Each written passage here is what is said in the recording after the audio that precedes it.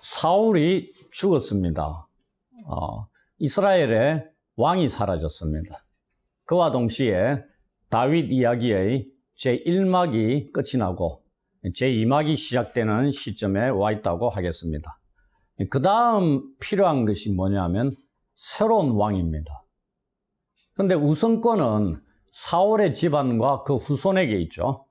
그러나 성경은 그렇지 않다고 말씀하고 있습니다.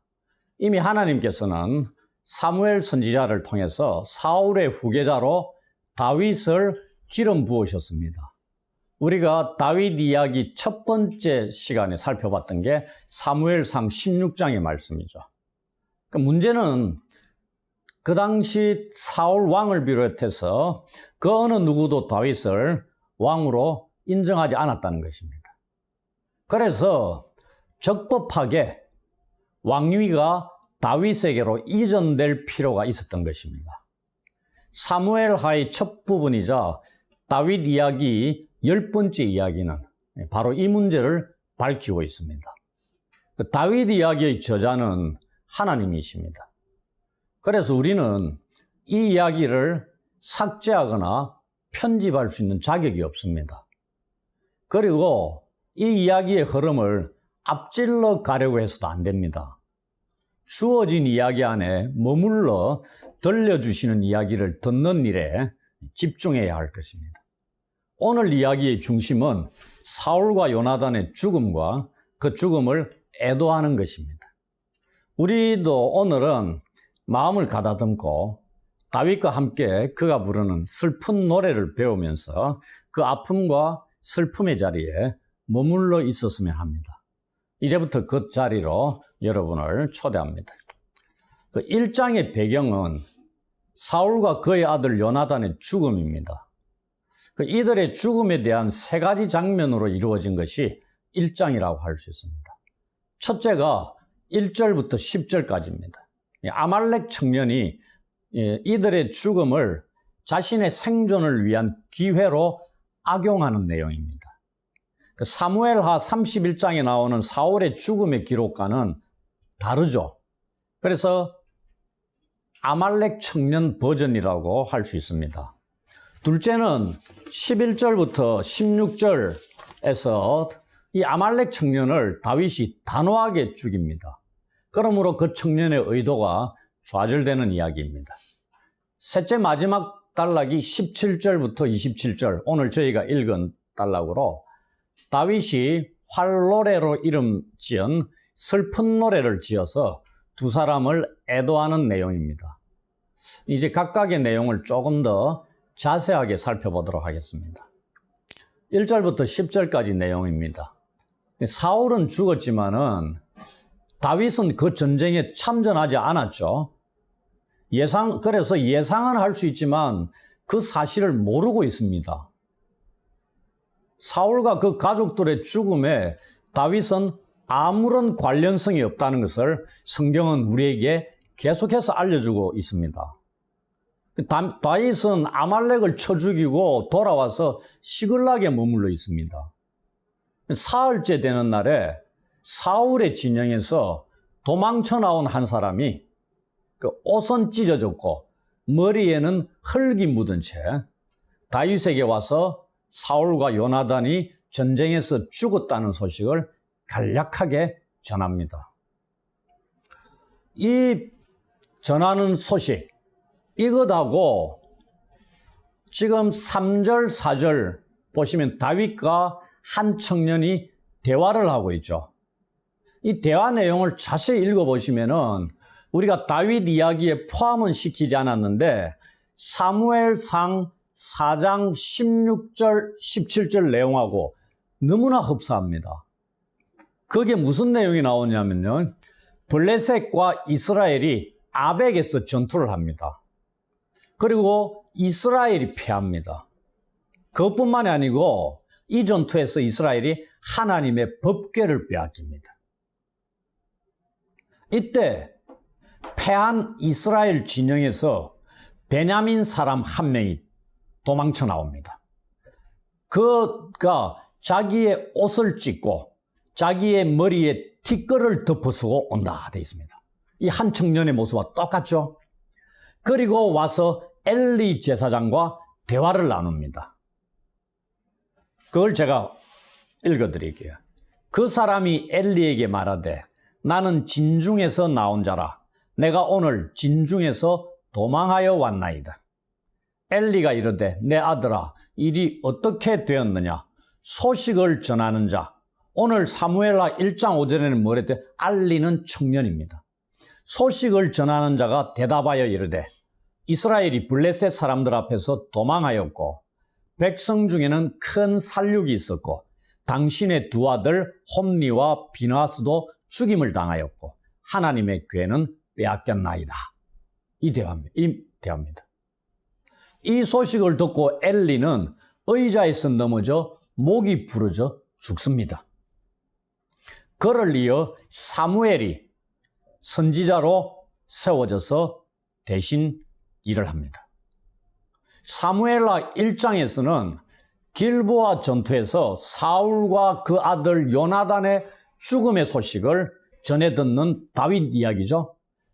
그리고 이제 사울을 이어서 유다의 실질적인 왕으로 세워지는 겁니다. 이 내용이 얼마나 비슷하다는 거 알겠죠? 참고로 길보아 전투의 그곳에서 다윗이 있는 시글락까지 거리가 어느 정도 있는지 압니까? 길보아는 저 중간 지점입니다. 이스라엘에. 그런데 시글락은 남쪽에 있었다 그랬죠? 거리가 120 내지 130km나 떨어져 있습니다. 그곳에서 한 청년이 시글락까지 이 거리를 걸어서 왔다 이 말입니다. 얼마나 먼 길입니까? 120, 30km. 그걸 또 걸어서 옷도 찢어지고 죄를 덮어서고 왔다 이 말입니다. 다윗은 그 청년에게 그 사실을 네가 어떻게 알았냐고 묻습니다. 엘리가 묻듯이 그 청년은 이제 좀 더 구체적으로 다윗에게 보고를 합니다. 그게 사실이라는 걸 입증을 해야 되잖아요. 자기가 전하는 소식이 참인지 거짓인지 그걸 얘기하는 겁니다. 처음 죽었다는 걸 들었을 때 다윗이 그대로 인정하는 게 아니잖아요. 거짓 보고일 수도 있으니까. 그럼 믿기지 않는 소식일 수도 있고요. 믿고 싶지 않은 소식이죠. 그리고 구체적으로 보고하는 내용이 뭐냐면 그가 우연히 길보아 산에 올라갔는데 그곳에서 죽어가는 사울을 만났다는 겁니다. 고통 가운데 죽어가는 사울이 자기 보고 죽여달라고 요청을 했다는 얘기죠. 그런데 자기가 보니까 내버려둬도 죽겠더란 얘기죠. 살 수 없다, 가망이 없다는 걸 보고 죽였다 이렇게 보고하는 겁니다. 그 증거로 사울의 왕관과 팔에 있는 고리를 벗겨서 지금 다윗에게 가져왔다 이 얘기입니다. 이 왕관은 우리가 일반적으로 사극 같은 데 보면은 왕이 궁궐에서 쓰고 있는 왕관이죠. 그거 아닙니다. 생각해 보시죠. 그것 쓰고 전쟁터에 나간 왕이 있습니까? 이 왕관은 뭐냐면은 머리 앞부분에 왕이라는 것을 상징할 수 있는 그 이마나 모자 앞부분에 매달려 있는 그냥 물체 정도로 보시면 됩니다. 좀 더 간편하게 오늘날 용어로 생각하면 헤어밴드나 리본 같은 그 정도 것입니다. 그런데 왕만 했다 이 말입니다. 그러니 알 수 있는 거죠. 그다음에 팔에 있는 고리는 팔찌입니다.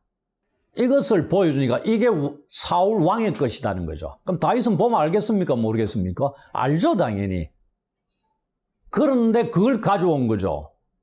그러니 전투의 현장에 있었다는 걸 입증할 수 있는 겁니다. 그리고 이제는 죽었구나 받아들이는 거죠. 왜? 다윗은 그곳에 가보지 않았으니까요. 없었잖아요, 전혀. 그 정도 120, 30km 떨어져 있는 곳에 다윗은 있었기 때문에 아무것도 모르는 겁니다. 사울과 요나단의 죽음 자체에 아무런 관여를 하지 않고 있다는 거죠. 철저히 사울과 요나단의 죽음과는 다윗과는 별개로 얘기하고 있습니다. 성경에서는. 그런데 우리는 사울과 이 청년의 대화 속에서 이 청년이 아말렉 사람이라는 것을 알게 되었습니다. 이 아말렉 청년이 다윗에게 길보아 전투의 소식을 전하는 자 역할을 합니다. 이 아말렉 청년은 어디에서 왔을까요? 이스라엘의 진영에서 도망쳐 왔다 얘기하고 있죠.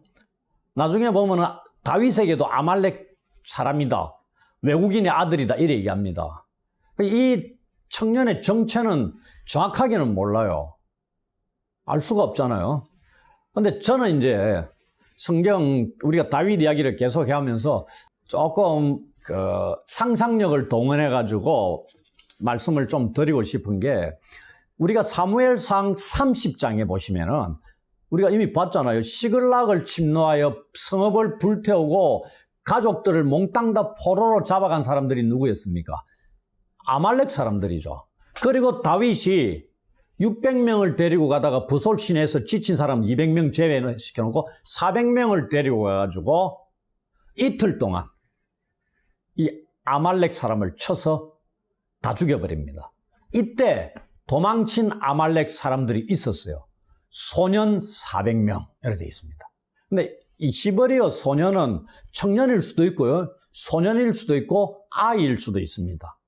아마도 이때 도망친 소년 중 한 명이 길보아 산에 가서 사울을, 왜냐하면 전쟁이 치르고 나면은 전리품들이나 그 군사들 속에서 뭔가 얻을 것들이 있을 수 있죠. 뭐 그런 생각을 가지고 갔을 수도 있지 않느냐. 왜냐하면 도망쳐 다니다 보니까 뿔뿔이 흩어졌을 수도 있고 생존을 해야 되니까 이런 추론을 가져보는 거죠. 만약에 그 중에 한 명이었다면은 이 아말렉 청년이 자신의 살 길을 확실히 마련할 목적으로 이 모든 것을 거짓으로 꾸몄을 거다는 얘기입니다. 그가 사울을 만났을 때는 아마 이미 사울은 죽은 뒤였을 겁니다. 다윗은 사울왕을 피해 도망다니고 있었죠. 그래서 사울왕의 죽음을 어떻게 보면은 이 청년이 생각할 때는 사울왕의 죽음의 소식을 전해주면 진짜 기뻐할 것이다. 자기를 10년 동안 쫓아다녔던 왕이 죽었으니까 그 소식은 기쁜 소식일 수 있겠다, 이렇게 생각할 수 있는 거죠. 그런데 뭔가 입증을 해야 되니까 왕관하고 팔찌를 챙겨가는 거다는 얘기입니다. 근데 우리가 사무엘상 31장을 봤잖아요. 사울왕이 어떻게 죽었습니까? 자기 칼 위에 스스로 몸을 던져서 죽었다, 이렇게 되어 있습니다. 근데 오늘 본문은 이 아말렉 청년이 죽였다, 이렇게 되어 있죠. 그래서 아말렉 청년 버전이라고 제가 말씀드린 거고, 이것은 31장이 올바르다면 이것은 거짓말입니다. 그런데 문제는 다윗이 모른다는 데 있는 거죠. 다윗이 모릅니다. 그리고 이 아말렉 청년은 아마 다윗을 사울을 이어서 이스라엘의 왕이 될 인물로 생각하고 사울의 왕관을 가져왔을 수 있습니다. 왕관은 누가 가져야 되는 겁니까? 왕이 가져야 되는 겁니다. 우리가 지난주에 블레셋과 이스라엘의 전쟁에 앞서서 블레셋 진영에서 전쟁에 참여한 다윗과 그의 백성들을 블레셋 방백들이 막아서서 전쟁에 참여치 못하게 한 것 보았습니다.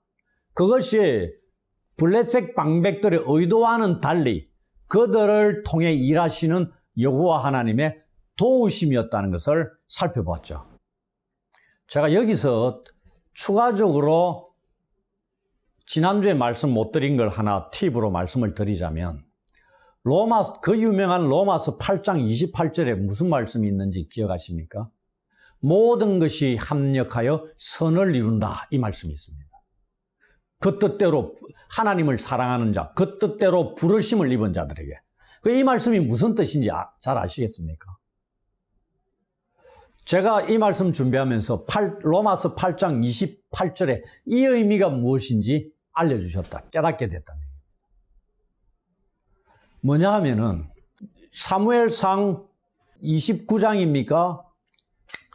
다윗은 아기스에게 망명해가지고 아기스가 전쟁에 나가니까 따라오라 이래가지고 당연히 따라갔습니다. 그래서 다윗이 나오고 그의 백성들하고, 그 다음에 그를 망명을 요청해가지고 주가 되는 거죠. 가드 왕 아기스가 나오고, 그 다음 나머지 세 번째가 블레셋 방백들이 나옵니다.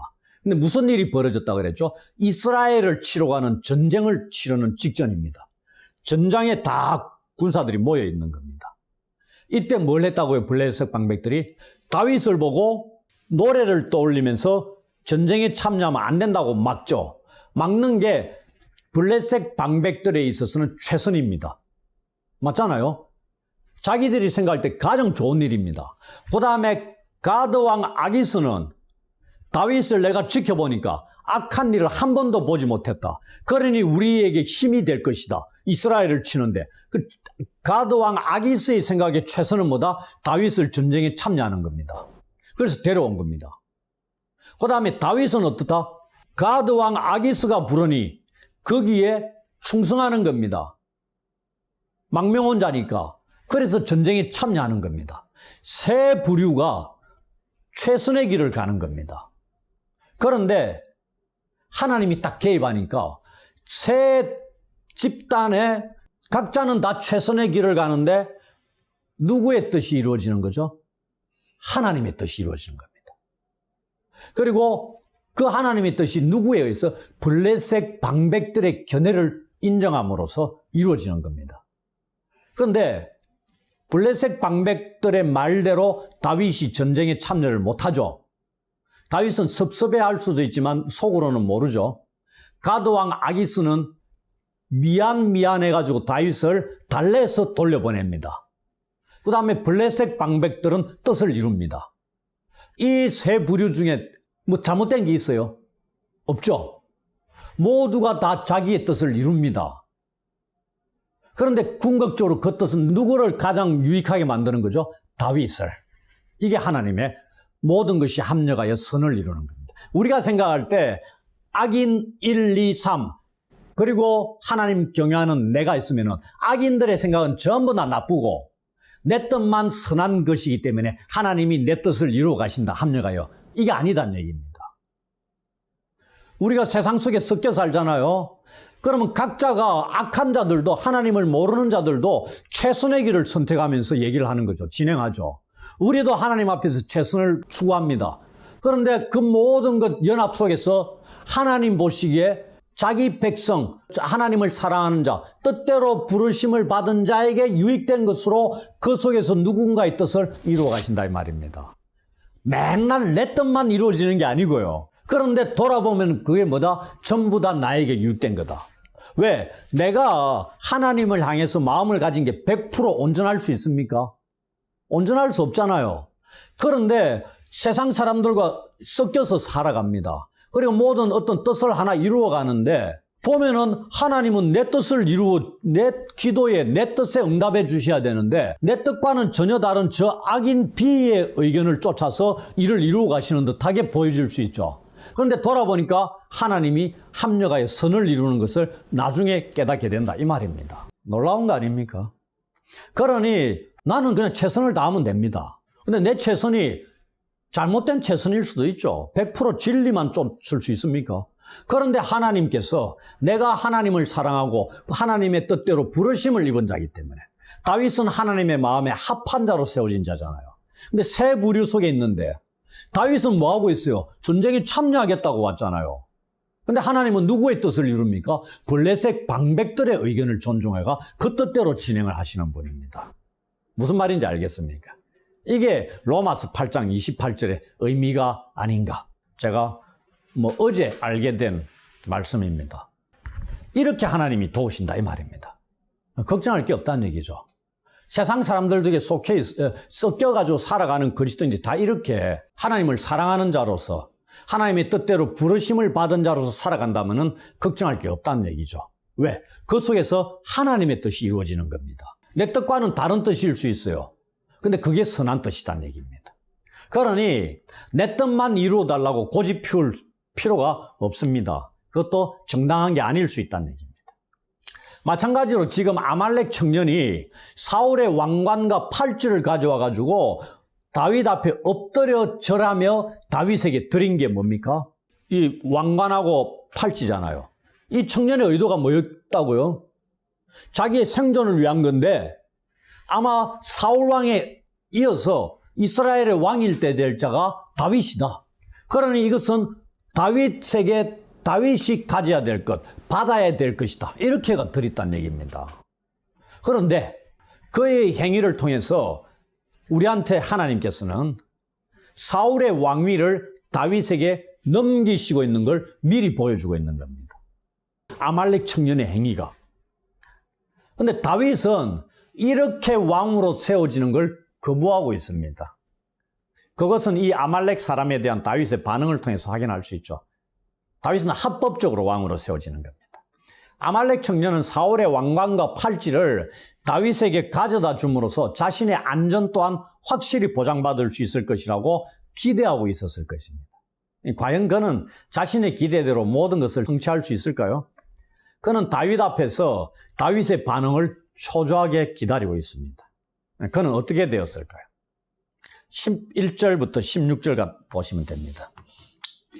아말렉 청년을 통해서 사울과 요나단과 여호와의 백성과 이스라엘 족속의 죽음 소식을 들은 다윗은 어떠한 반응을 보였을까요?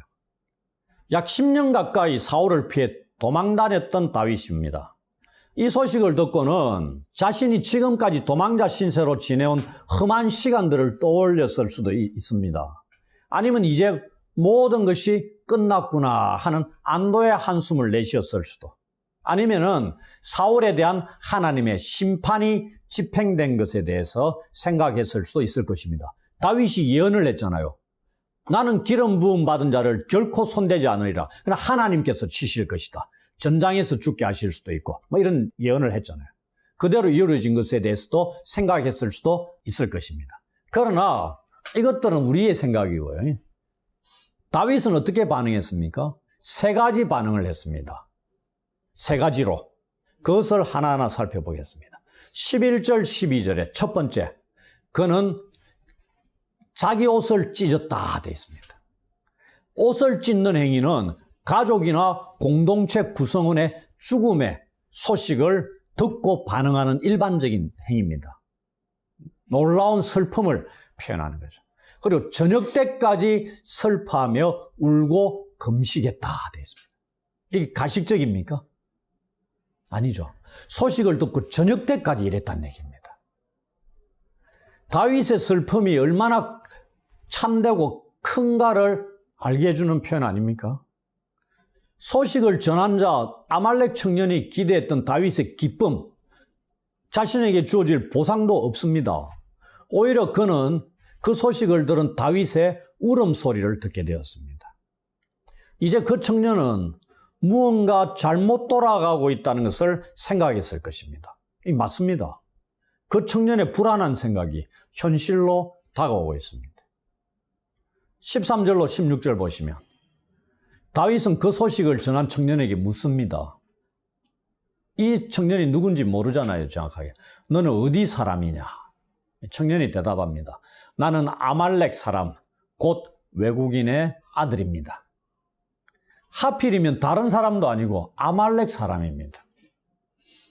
다윗과 백성들이 거주하던 성읍을 불태우고 가족들을 포로로 잡아갔던 바로 그 아말렉 사람 중에 한 명이었다는 얘기입니다. 이스라엘의 원수입니다. 그가 지금 다윗에게 사울을 죽였다고 자랑하며 나왔던 것입니다.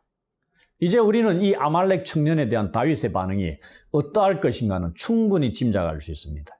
맞습니다. 그렇습니다. 다윗의 다음 반응은 우리가 예상했던 그대로입니다.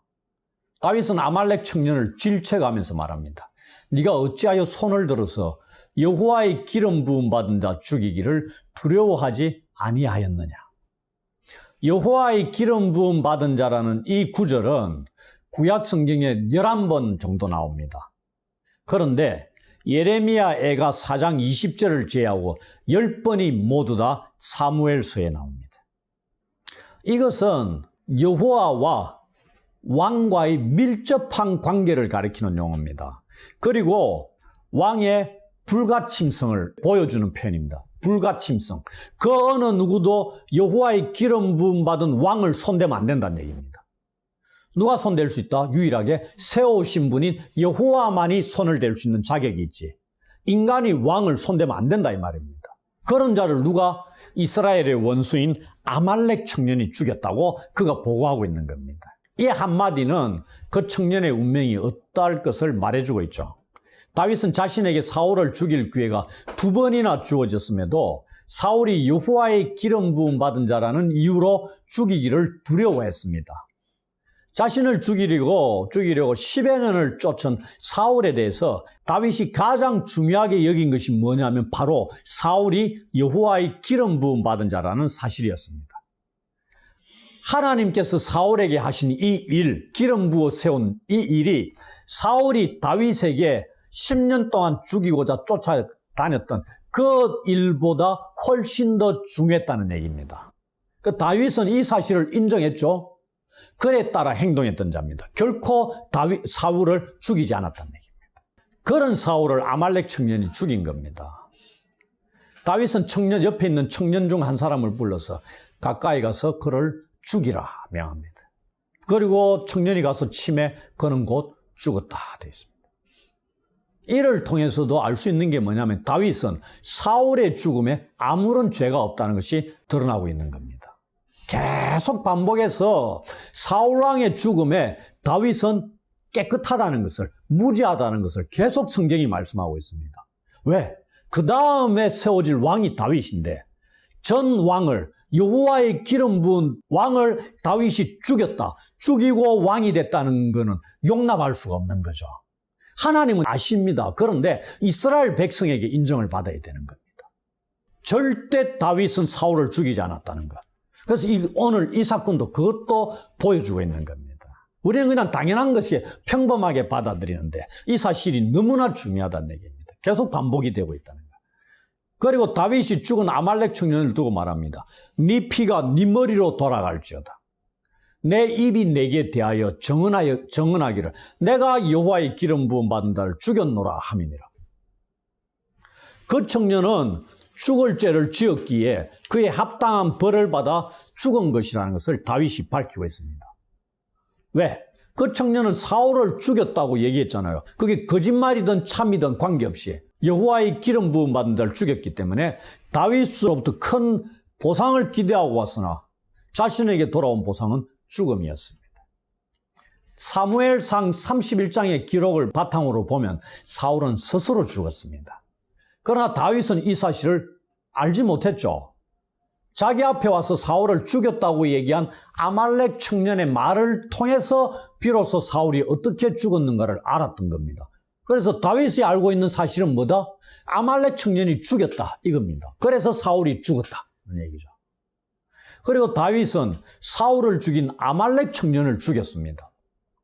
이처럼 다윗은 한 사람을 죽이는 것에 대해서도 이유 없이 권력을 휘두르는 자가 아니라는 것을 우리는 알 수 있죠. 이 아말렉 청년이 뭡니까? 그냥 죽여도 되죠.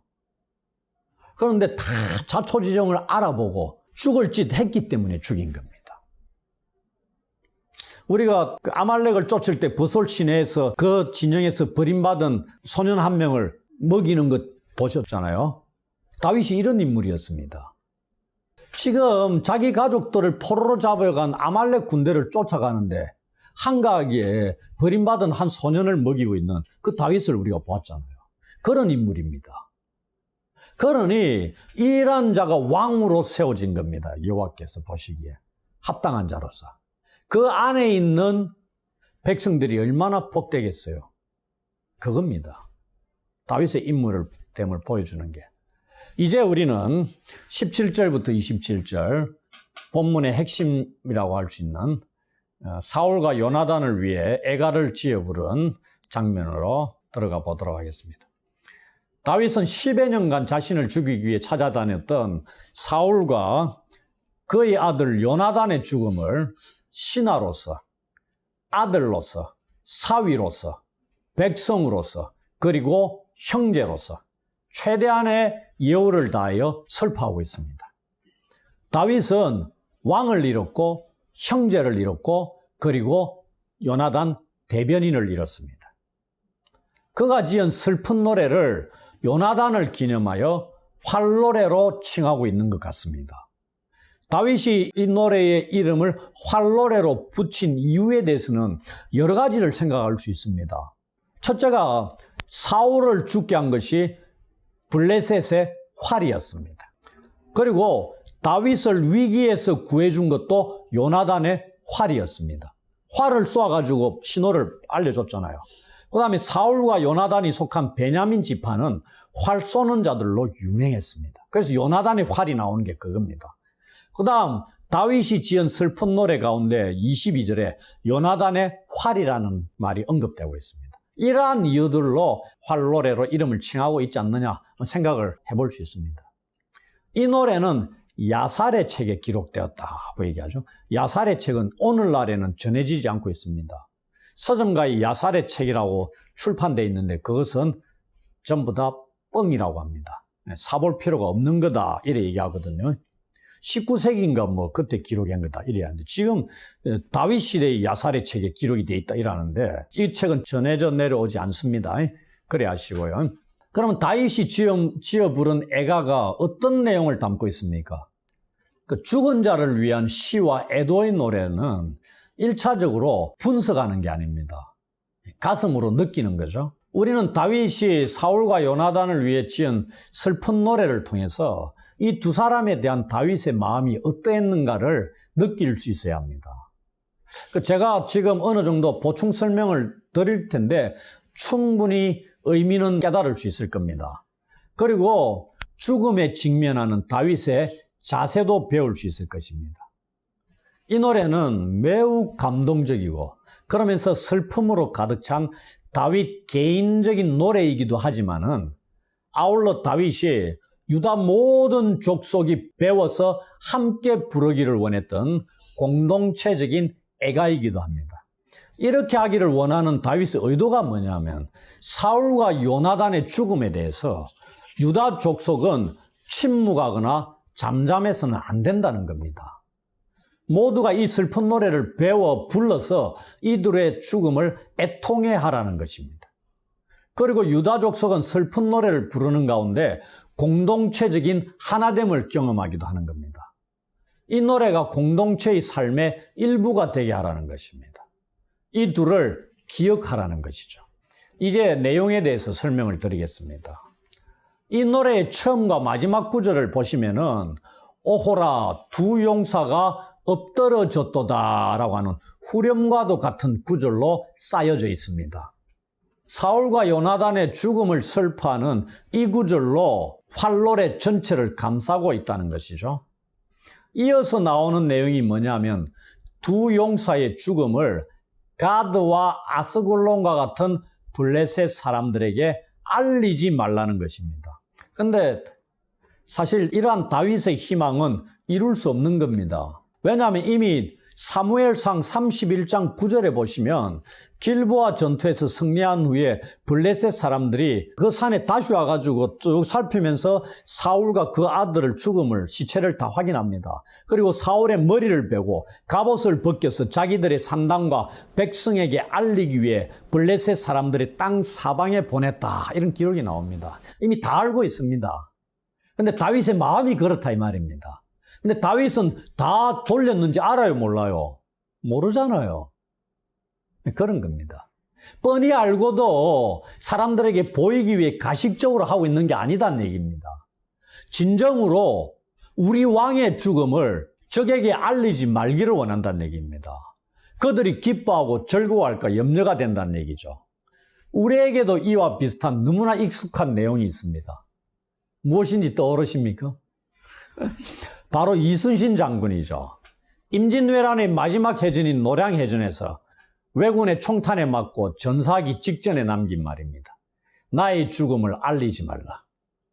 이 사실이 알려지면 아군의 사기는 떨어지고 적군의 사기는 올라갈 것을 염두에 둔 말이겠죠. 또 다윗은 사울과 요나단이 죽은 장소인 길보아 산을 저주하고 있습니다. 참 대단합니다. 그곳에 다시는 이슬과 비가 내리지 아니하고 밭에서는 하나님께 드릴 제물에 쓸 곡식도 거둘 수 없게 될 것이라고 저주하고 있습니다. 하나님의 백성이 하나님께 제사를 드릴 수 없게 되는 형편에 처하게 된다는 건 무슨 말이냐면 영원한 멸망과 저주를 의미합니다. 그러니 죽음보다 더 강한 슬픔을 표현하고 있는 겁니다. 길보아 산이 왜 이 둘의 죽음을 받아들였다고 생각하죠. 요한계시록에 하나님의 심판의 대상 중에 하나가 뭐죠? 바다입니다. 왜? 많은 사람들을 죽게 만들었기 때문에. 만약에 물에 빠져도 죽지 않는다는 것은 바다가 그 사람의 죽음을 거부하고 있다 이 얘기입니다. 그 얘기 아니겠어요? 그런데 바다에 빠지는 족족 다 사람들 죽게 만들었다는 얘기입니다. 길보아 산에서 사울과 그 세 아들의 죽음을 이 산이 받아들였기 때문에 이들이 여기서 죽었다는 거예요. 그래서 이 산을 저주한다는 얘기입니다. 다윗이. 대단한 표현이죠. 이게 뭐다? 그 산이 미워서가 아니고 슬픔이 그 정도로 강렬하다 이 말입니다. 사울과 요나단의 죽음의 책임을 길보아 산에 돌리는 것 같은 느낌을 받는다 이 말입니다. 여기서 다윗은 사울의 죽음을 뭘로 표현하고 있냐면 사울의 방패가 기름 부음을 받지 아니함 같이 됨이로다. 이 구절들 중에 어려운 구절 중에 하나입니다.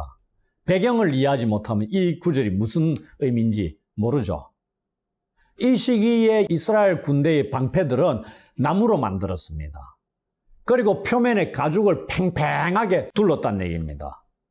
그리고 둥글거나 직사각형 모양의 방패들이었겠죠. 그 윗부분을 둥글게 하고 적의 화살을 막아냈다는 얘기입니다.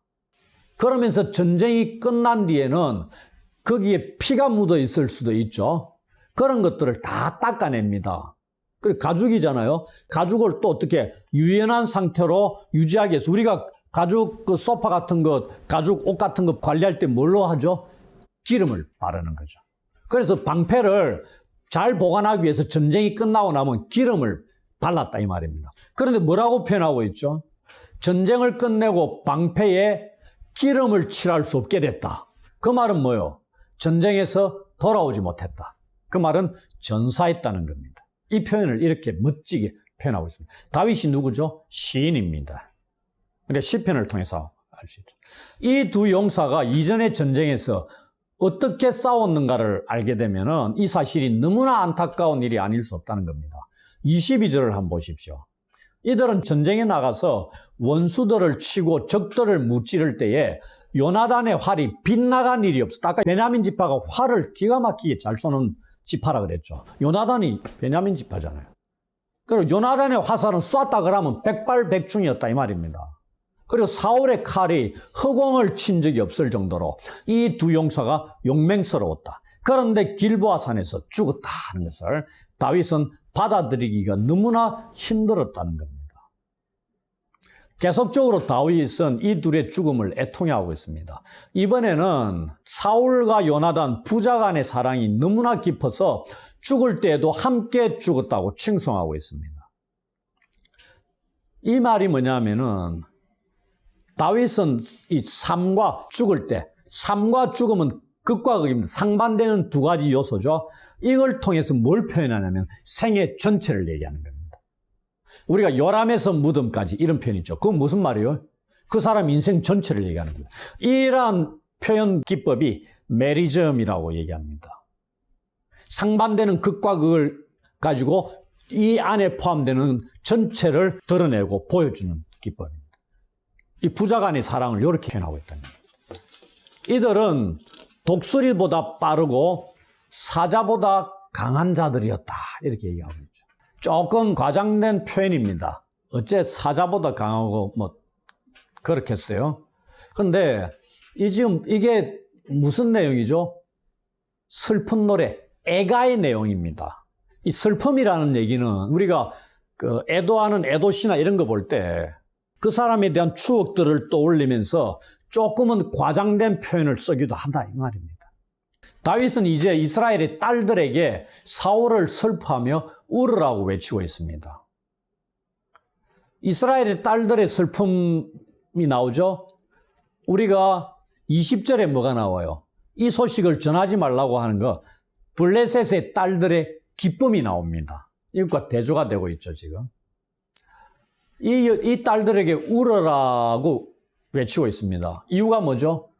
사울이 통치하면서 여인들이 붉은 옷을 입고 금노리개로 장식하며 화려하게 입을 정도로 사울이 수많은 전쟁에서 승리하여 취한 전리품들을 백성들에게 나누어 주었다는 것을 말씀하고 있습니다. 아니 사울이 그렇게 많은 전투에서 승리했냐? 우리가 다윗 이야기에서는 살펴보지 않았습니다. 사무엘상 14장 47절, 48절에 보면은 무슨 구절이 있냐면요.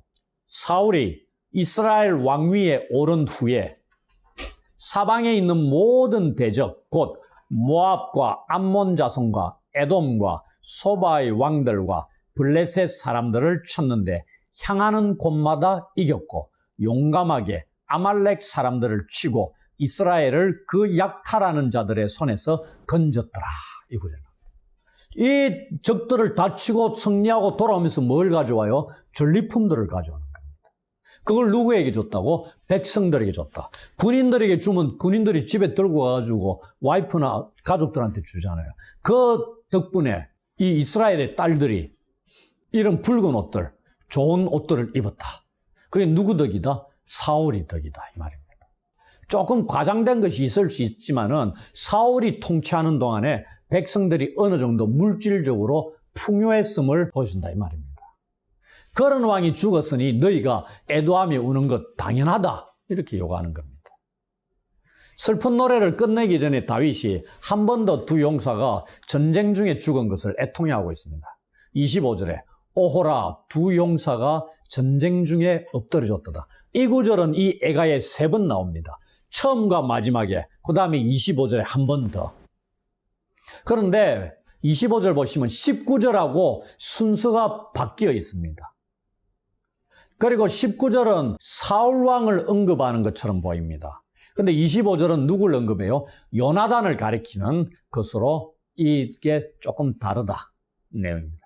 그러면서 애도의 대상을 끝으로 사울에서 요나단으로 옮기고 있습니다. 다윗은 요나단의 죽음을 애통해하고 있고 그를 형으로 부르고 있습니다. 생전에 자신에게 베풀어준 요나단의 사랑이 여인의 사랑보다 더 깊은 것이었다고 고백하고 있죠. 여인의 사랑이라는 게 뭐죠? 아들에 대한 어머니의 사랑입니다. 남편에 대한 아내의 사랑입니다. 이게 여인의 사랑입니다. 이것보다 요나단이 다윗을 향한 사랑이 더 깊다. 우리는 다윗을 향한 요나단의 사랑이 죽음보다 깊은 것이었다. 자기 생명같이 사랑했다. 이렇게 돼 있죠. 그리고 요나단은 다윗에게 자기에게 돌아올 왕위 계승권도 넘겨줬습니다. 그리고 아버지 사울로부터 다윗을 목숨을 걸고 변호해 주었습니다. 그래서 다윗은 요나단을 대리인으로, 변호인으로 생각했던 겁니다. 다윗은 다시 한 번 더 두 용사의 죽음을 애통해하며 사울과 요나단을 향한 슬픈 노래를 끝맺고 있습니다. 오호라 두 용사가 엎드러졌으며 싸우는 무기가 망하였도다. 여기에 싸우는 무기가 망하였다. 마지막으로 또 설명이 필요한 구절입니다. 이게 뭐냐면은 싸우는 무기, 본문에 보시면은 사울의 칼과 요나단의 활이라는 무기가 언급되고 있습니다. 근데 그 무기가 씨름칠하지 못하게끔 돌아오지 못했다는 얘기입니다. 버려졌다는 얘기입니다. 그렇게 죽음을 표현하고 있죠. 마지막 구절에서는 싸우는 무기가 망하였도다라고 하면서 사울과 요나단이 자신들의 무기인 활과 칼을 가지고 더 이상 전쟁에 나가 싸울 수 없게 되었다는, 즉 이들이 죽었다는 것을 비유적으로 표현하는 것입니다. 이걸 다윗은 싸우는 무기가 망하였도다. 이렇게 시적으로 표현하고 있습니다. 다윗이 사울과 요나단을 위해 슬픈 노래의 내용을 들으시고 여러분 어떤 마음이 드십니까? 이 둘을 향한 다윗의 마음이 어떤지 느끼십니까? 다윗이 이 둘의 죽음을 얼마나 가슴 깊이 아파하고 있는가 하는 것이 와닿으십니까? 다윗이 이런 인물이었다는 얘기입니다. 자기를 10년 동안 쫓아다니며 죽이려고 했던 자의 죽음을 이토록 슬퍼하고 있는 겁니다. 자기만 슬퍼하는 게 아니고 유다 족속 전부가 기념하면서 슬퍼하라고 얘기하는 겁니다. 그런 내용입니다. 이제 마무리하겠습니다.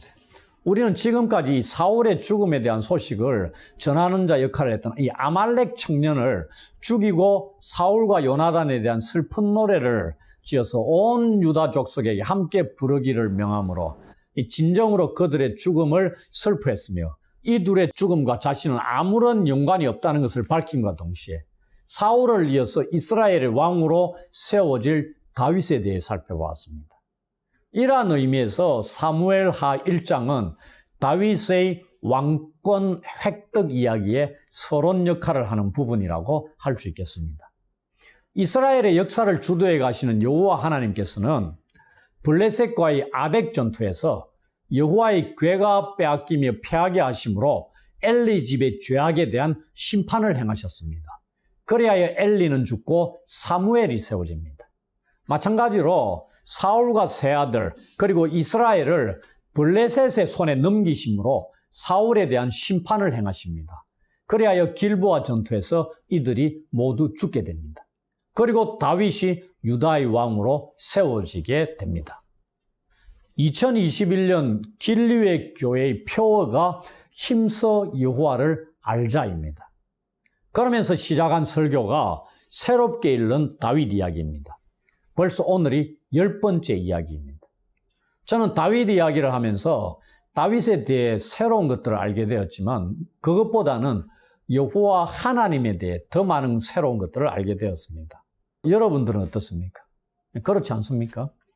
오늘 본문을 통해서 우리는 사무엘을 세우신 것과 다윗을 세우신 것의 상황이 너무나 비슷하다는 것을 알게 되었습니다. 둘 다 하나님께서 세우셨죠. 그리고 둘 다 이스라엘의 가나안 정복 전쟁 당시 살아남은 블레셋이라는 이방 민족을 사용하셨습니다. 우리는 다윗의 경우에는 사무엘을 통해 기름 부음 받은 일, 사무엘상 16장이죠. 그때부터 아말렉에게 빼앗긴 가족들을 되찾은 일, 사무엘상 30장에 이르기까지 하나님께서 어떻게 다윗의 삶에 간섭하셔서 그를 이끌어 오셨는가를 자세히 살펴보았습니다. 그러면서 여호와 하나님이 어떠한 분인가를 더 잘 알게 되었죠. 여기서 여러분들의 지난날을 하나님께서 어떻게 인도해 오셨는가를 돌아보는 시간을 가지셨으면 합니다. 지금까지 다윗과 함께 하신 하나님이 오늘 우리의 삶을 여기까지 인도하신 바로 그 하나님이십니다. 우리는 앞으로 살아가면서 이 하나님을 더 많이 알아가며 신뢰해야 할 것입니다. 그리고 그 하나님께 우리가 행하는 모든 일에 대해 늘 묻는 자들이 되어야 할 것입니다. 그래야 할 때 우리를 향하신 하나님의 놀라우신 계획들을 친히 이루어 가시는 것을 삶 속에서 보게 될 것입니다. 하나님의 뜻은 반드시 이루어집니다. 그러나 그 이루어져 가는 과정이나 방법은 우리가 잘 모릅니다. 그러나 그럼에도 불구하고 하나님의 뜻은 반드시 이루어진다는 것을 꼭 기억하셔야 됩니다. 이번 한 주간도 이러한 하나님을 알아가고 경험하는 자들이 다 되시기를 주의 이름으로 축원합니다. 아멘.